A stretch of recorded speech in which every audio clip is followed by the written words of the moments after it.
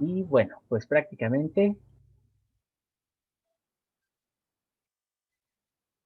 aquí se acaban las Modim de primavera.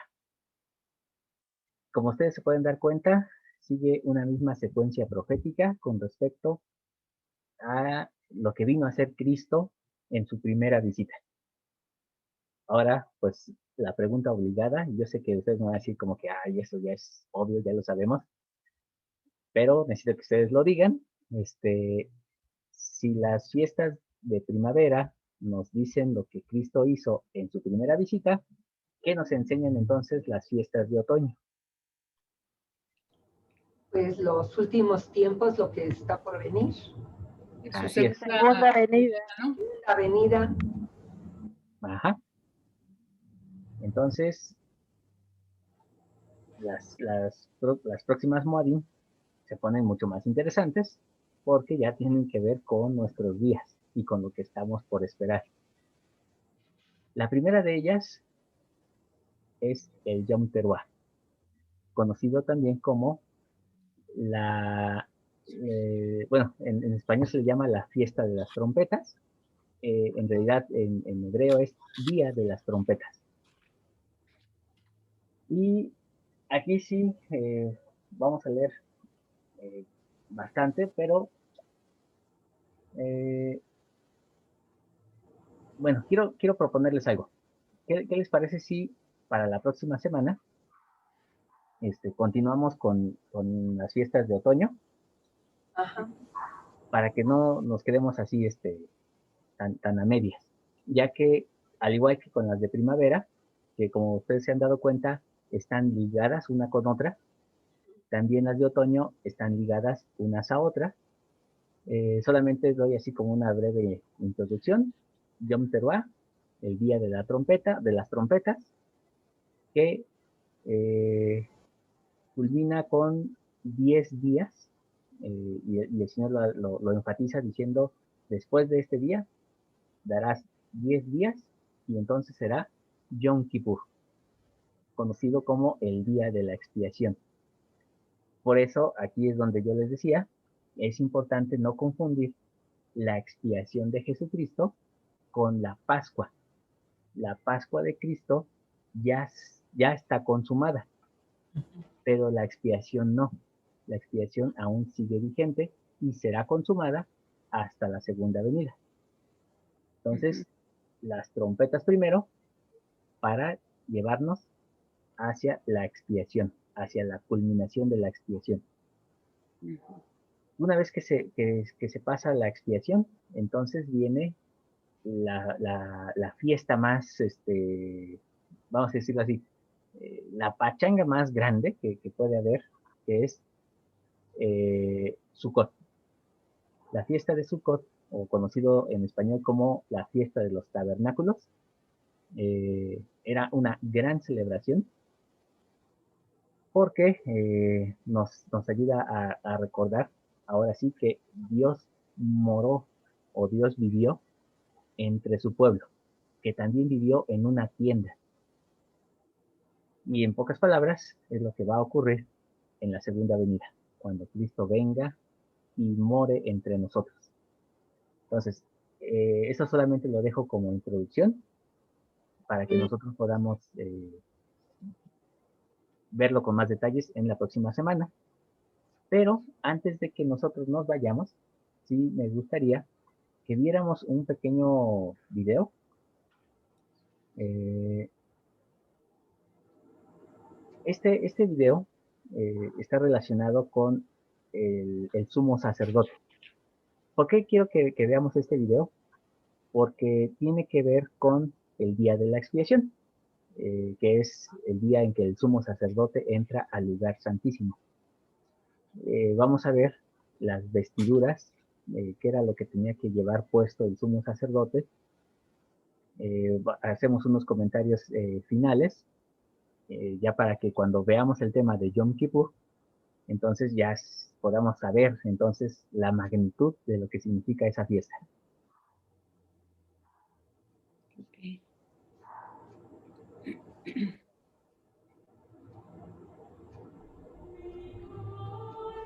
Y harás que se acerquen a ti a Aarón tu hermano y sus hijos con él. Ay, perdón, ¿sí se ve el video? Sí, Sí, Ok, también se escucha, ¿verdad? sí. sí. Ok, perdón. Entre los hijos de Israel, para que sean mis sacerdotes. Y harás vestiduras sagradas a Aarón tu hermano, para honra y hermosura. Las vestiduras que harán son estas: el pectoral y el efod, y el manto, y la túnica bordada, la mitra y una faja. Hagan pues las vestiduras sagradas para Aarón tu hermano, y para sus hijos, a fin de que sean mis sacerdotes. Y harán el efod de oro, y azul, y púrpura, y carmesí, y lino torcido, de obra primorosa. Tendrá 2 sombreras que se junten a sus 2 extremos, y así se juntará. Y la hechura primorosa del cinto que está sobre el efod será de la misma obra de una sola pieza, de oro, y azul, y púrpura, y carmesí, y lino fino torcido. Y tomarás 2 piedras de ónice, y grabarás en ellas los nombres de los hijos de Israel. 6 de sus nombres en una piedra, y los otros 6 nombres en la otra piedra, conforme al orden de nacimiento de ellos. De obra de grabador en piedra, como grabaduras de sello, harás grabar aquellas 2 piedras con los nombres de los hijos de Israel. Les harás alrededor engastes de oro. Y pondrás aquellas 2 piedras sobre las hombreras del efod, como piedras recordatorias para los hijos de Israel. Así Aarón llevará los nombres de ellos delante de Jehová sobre sus 2 hombros, como un recordatorio. Harás pues engastes de oro, y 2 cadenillas de oro puro. Las harás en forma de trenza, y fijarás las cadenillas en forma de trenza en los engastes. Harás asimismo el pectoral del juicio de obra primorosa. Lo harás conforme a la obra del efod, de oro, y azul, y púrpura, y carmesí, y lino torcido. Será cuadrado y doble, de 1 palmo de largo y 1 palmo de ancho, y lo llenarás de pedrería con 4 hileras de piedras. Una hilera con una piedra sárdica, un topacio y una esmeralda. Esta será la primera hilera. La segunda hilera, una turquesa, un zafiro y un diamante. La tercera hilera, un ópalo, un ágata y una amatista. Y la cuarta hilera, un berilo, un ónice y un jaspe. Estarán montadas en sus engastes de oro. Y serán aquellas piedras, según los nombres de los hijos de Israel, 12, según sus nombres, como grabados de sello, cada una con su nombre, serán según las 12 tribus. Harás también en el pectoral cadenillas en forma de trenzas, de oro puro, y harás en el pectoral 2 anillos de oro, los cuales pondrás a los 2 extremos del pectoral. Y pondrás las 2 cadenillas de oro en los 2 anillos, a los 2 extremos del pectoral. Y pondrás los 2 extremos de las 2 cadenillas sobre los 2 engastes, y las pondrás en las hombreras del efod en la parte delantera. Harás también 2 anillos de oro, los cuales pondrás a los 2 extremos del pectoral en el borde que está en la parte interior del efod.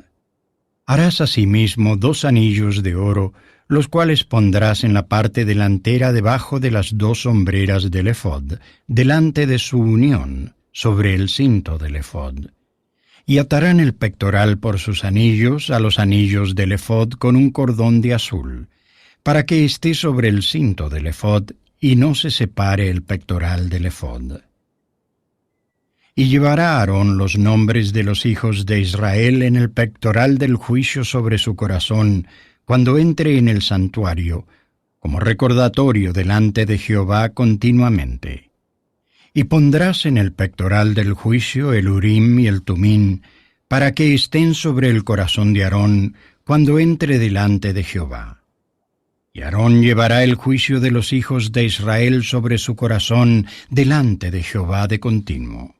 Harás el manto del efod todo de azul, y en su centro, arriba, habrá una abertura, la cual tendrá un borde alrededor, obra de tejedor, como el cuello de una cota de malla, para que no se rompa. Y abajo, en su borde inferior, harás granadas de azul y púrpura y carmesí alrededor del borde, y entre ellas y alrededor del borde pondrás campanillas de oro.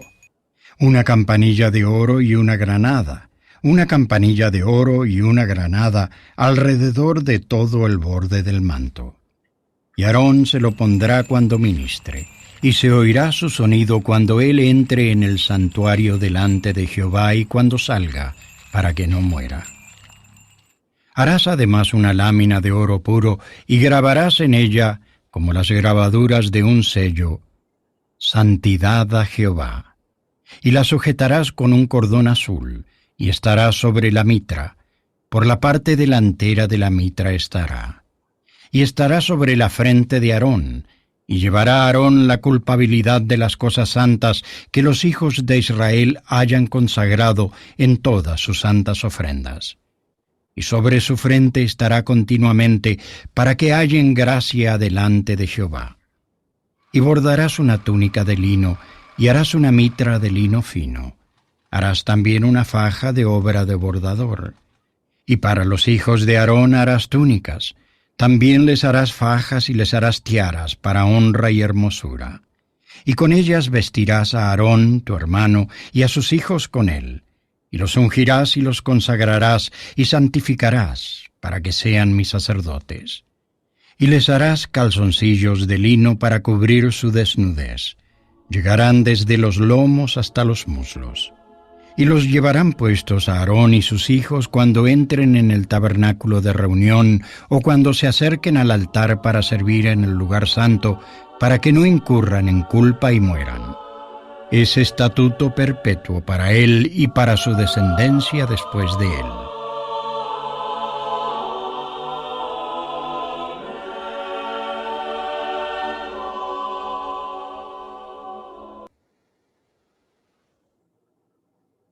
Ok.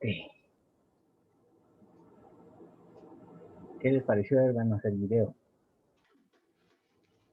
Impresionante. ¿Viste? ¿Vieron el Urim y Tumim? Digo, es una representación, ¿no? Pero yo pensaba que estaban siempre colocados en el arco de metal, pero ahí dice que las dos piedritas las metían dentro del pectoral, ¿no? Ujú. Que sí zafaban del arco de plata, se lograban zafar, ¿no? Sí. O al menos ahí lo representaron ahí separado. Pero es maravilloso. Ojalá así nos vistieran en el templo con todas esas piedras. Bueno, de hecho, como decía, ahorita solamente quisiera que analizáramos la parte de lo que se hizo, es decir, en el Antiguo Testamento, porque lo que está por venir en tiempos futuros, en tiempos proféticos, es mucho más hermoso, porque ya no vamos a tener que estar cargando 12 piedras, sino solamente una y de color blanco. Entonces, ahí es donde se pone interesante esto. Nos pregunta Vania, dice, entonces, ¿eso fue lo que encontró José Smith cuando fue a Cumora? Ah, buena pregunta. Eh, hay más de un Urim y Tumim. No es solamente uno. Eh, el, vamos a decirlo así, en cierta forma, el Señor en distintas dispensaciones ha puesto diferentes Urim y Tumim como los intérpretes para algunas dispensaciones, pero no todos son o siguen el mismo patrón. De hecho, si recordamos, el Urim y Tumim que se maneja, por ejemplo, en el caso del rey Mosía, pues no se colocaba en ningún pectoral, no había pectoral. De tal forma que entonces era un Urim y Tumim distinto al que tenía Aarón y sus hijos. Pero se supone que tenía José Smith, o el que le dieron a José, es el Urim y Tumim del hermano de Jared, ¿cierto? Según recuerdo, sí. Maori Morian Comer, sí. Sí, es ese. Entonces, el Urim y Tumim de Mosía, no sabemos nada de él. El Urim y Tumim de Adán y Eva, no sabemos nada de él. O sea, sí hay varios Ujú, juegos de Urim y Tumim, así pero es. pues la mayoría no sabemos nada de él. Solamente sabemos de este que tenía José. Y la pregunta que yo siempre me he hecho, es, el presidente de la iglesia actualmente como profeta, vidente y revelador, ¿tiene el pectoral y el Urim y Tumim? Ok, ahorita vamos a responder esa pregunta. Perdón, hermano Sonia, quería comentar algo también. Sí, cuando estaban hablando ahorita del Urim y Tumim, recuerdo que en el libro de Mormón mencionan que cuando la expedición de los nefitas encontraron en los restos de esta civilización que era que venía del hermano de Jared y de Jared, encontraron ese Urim y Tumim, entonces sí es ese mismo, no es otro. O sea, Ujú, porque habían comentado que no tenía conocimiento, pero recuerdo que dijeron que habían encontrado los grabados, habían encontrado esas piedras, que es lo que mencionaba que eran los videntes, pero sí, venía ahí de esa civilización que había sido destruida y que sabemos que era, pues, la que venía de la Torre de Babel, ¿no? Que es el hermano de Jared y todos ellos. ¿Sí es así? sí, hermana, tiene mucha razón. Entonces, sí es ese, no, bueno, según lo que yo he entendido, me parece que no sería otro. Como mencionaste que hay otros, no sé si en el caso de Aarón, esas piedras, bueno, tuvieron alguna manera de llegar, pero creo que en el caso del libro de Mormón son esos los que llegaron hasta el presidente José Smith. Sí, de hecho, digamos, a manera de resumen, podríamos decir que el Urim y Tumim del libro de Mormón, en general, eh, es diferente al Urim y Tumim de Aarón en la Biblia. Pero entonces uno es del hermano de Jared, que llega a manos de José Smith, y otro es de Mosía, que no sabemos dónde está, ¿cierto? Déjame checarlo, porque sí, me parece que es el mismo. Yo recuerdo que Oh, era el mismo porque sí lo menciona en el libro de Mormón, cuando le encuentran esos grabados y cuando se los muestran a su papá de Mosía, primero a Rey Benjamín, le mencionan que encuentran pues esos grabados de una civilización y encontraron huesos y que venían también en esos intérpretes y en ese momento mencionan que son, digamos, para los videntes, ¿no? De todo aquello. Entonces yo ¿recuerda, recuerda la cita, hermana, en el libro de Mormón, donde viene esto? sí, viene ahí al Creo que, principio en Mosía, sí ajá, recuerdo, pero ahorita sí lo recuerdo que lo dice en el libro de Mormón. No, sí, pero pensaba si recordaba la cita específica. Digo, ahorita lo buscamos, eso sí. ujú, muy bien. Ya que hemos hablado muchísimo de Urim y Tumim, ahora pasemos a las otras partes de la vestimenta sacerdotal, que en este caso, pues son primeramente los colores. Para algunos va a ser recordatorio solamente. ¿Recuerdan qué colores usaba el sumo sacerdote? Azul, púrpura y carmesí. Falta. Dorado. Ajá, oro. ¿Y qué otro? Oro. Y lino. Y lino. Muy bien. Hay una vestimenta interior que va desde los calzoncillos hasta la túnica. Y eso solamente los ocupaban los hombres, las mujeres, ¿no? En el orden levítico, solamente eran los varones. Claro. Mm. O sea, las mujeres no tenían nada que ver con las ordenanzas del templo. No. Directamente no. Híjoles, qué machistas. Ajá. Ese es la bendición y el privilegio del sacerdocio de Melquisedec. Muy Puro bien. machismo, Juan. Eh, ¿Qué representa el color azul? El cielo. Exacto, lo celestial. El rojo,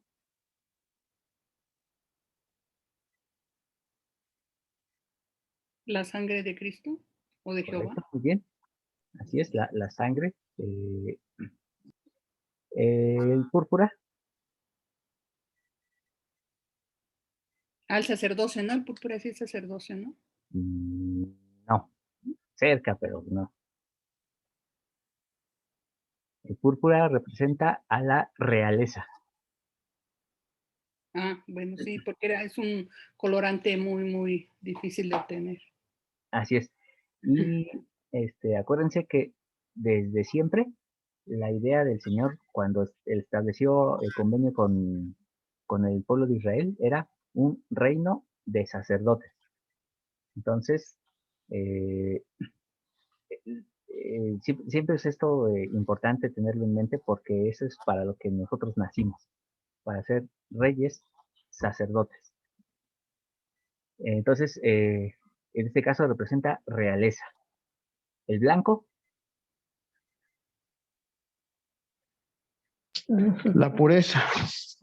muy bien, la pureza, pero aquí hay algo interesante, que en la Biblia, y digo, ahorita sí yo cometí este error de decir la palabra blanco, pero en la Biblia, principalmente en lo relacionado a las vestimentas sacerdotales, nunca mencionan blanco, sino mencionan Lino. lino. Y entonces decíamos que el lino blanco, que digamos por obligación tenía que ser blanco, pues representa pureza, pero por ser lino representa sacerdocio, real sacerdocio. Entonces, la vestimenta de lino es sacerdocio. Este sí es sacerdocio. Mm. Muy bien. Y por último, oro.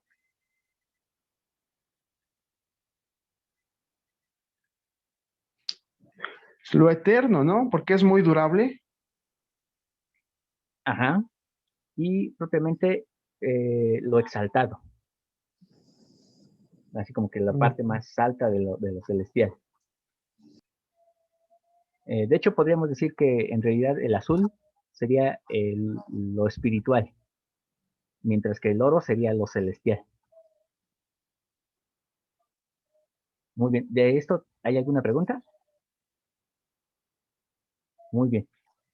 Eh, Ahora, ¿por qué se imaginan ustedes que Dios se preocupó por vestir a los sacerdotes desde los calzoncillos hasta la placa que llevaban en la frente? Es más, hasta las campanitas. Es que Yo, todo es yo un creo que es símbolo. didáctico, ¿no? Sí, claro, o sea, todo es totalmente didáctico, así como en los templos en nuestros días. Pero la pregunta es, ¿por qué se esmeró el Señor en esos detalles? Que fuera Pues todo por eso mismo. tocado. Mira, cuando caminaba el sacerdote y sonaban las campanitas, Ujú, pues eso anunciaba, ¿no? Anunciaba la venida del Mesías. ajá, No, no eran un mero sonido bonito para adornar la ceremonia, sino que tenía que ver con la enseñanza al pueblo, ¿no? Entonces, el que pongan una placa de oro, el que pongan las perlas preciosas de las piedras preciosas ujú, y que pongan como sello, dice ahí, ¿no? Como si fuese un sello los nombres de las 12 tribus, pues también es como que muy didáctico para que vieran que son tomados en cuenta, muy, muy tomados en cuenta porque está del lado del corazón, dicen, ¿no? Las piedras. Los lleva siempre en el corazón. Entonces, muy bien. todo eso tiene que ver con la enseñanza al pueblo, a Así nosotros es. también. Y acabas de mencionar algo muy importante y yo quisiera solamente concluir con eso. Eh, no es solamente la enseñanza en general, no es así como que saber por saber, todo apunta al Mesías. Ujú, Y sí. así como Carlitos lo mencionó, o sea, el hecho de que llevaran unas campanitas, no era así como que para que se anunciara el sacerdote de que ahí venía, ¿no? Y entonces todos cuádrense, sino que era el anuncio del Mesías. Recordemos que había solamente dos personajes ungidos en el Antiguo Testamento, que era el rey y el sacerdote. Entonces, escuchar esas campanillas era estar escuchando que el Mesías se acercaba, era el Ujú, ungido acercándose. sí. Entonces, que ojalá nosotros estemos bien atentos para cuando podamos escuchar las campanas, no las campanas católicas, sino de esas campanillas en, los bordes de las vestimentas de nuestro Mesías, anunciando su regreso. ciertamente ya se están escuchando, pero que ojalá y no nos pase como a los nefitas, ¿no? Que tuvieron que hasta la tercera vez pudieron entender lo que se estaba diciendo. Entonces, pongamos mucha atención a los tiempos que vivimos, porque ciertamente son el anuncio de que nuestro Mesías ya viene. Sé que el Antiguo Testamento es muy hermoso, muy profundo y es didácticamente hermoso porque nos habla de Cristo en todas sus facetas. Que ojalá nunca perdamos de vista a nuestro Mesías, porque es todo lo que estamos viendo es una sombra y un anuncio de Él. Lo comparto en el nombre de nuestro Señor Jesucristo. Amén. Amén. Bueno, Amén. muchas gracias por haber estado en la clase del día de hoy. Nos quedan 5 minutitos para hacer una oración rapidita.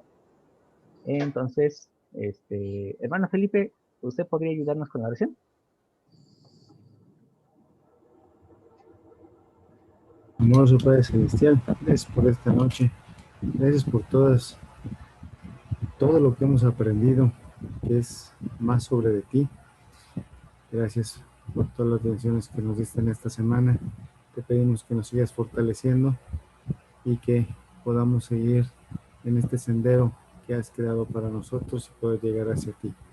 Esto te lo pedimos en nombre de nuestro Señor Jesucristo. Amén. Amén. Amén. Amén. Amén. Voy a tratar de hacer un documento en estos días sobre algo llamado gematría, que es cómo se usan los números y su simbólico, su simbolismo. Se los comparto para que la próxima semana que empecemos a ver las últimas moadín que nos faltan, ustedes puedan ya tener noción de por qué ciertos números se utilizan, ¿vale? Muy bien, mientras tanto, cenen rico y a dormir. Buenas noches. Descansen, cuídense. Gracias. Descansen. Gracias, hasta luego. Hasta luego, buen fin de semana. Descansen todos.